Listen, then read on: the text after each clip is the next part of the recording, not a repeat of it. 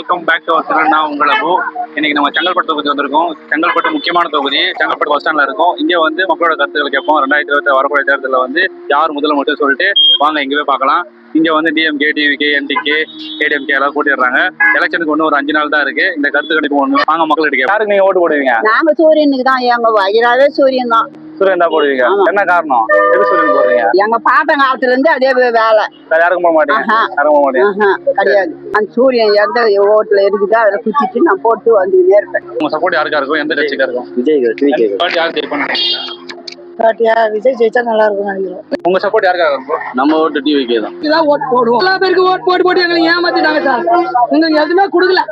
இப்ப சீமானுக்கு வந்து நம்ம ஒரு வாய்ப்பு கொடுத்தா நல்லா இருக்கும்னு தோணுது. இந்த வாட்டி யார் ஜெயிப்பான்னு நினைக்கிறீங்க?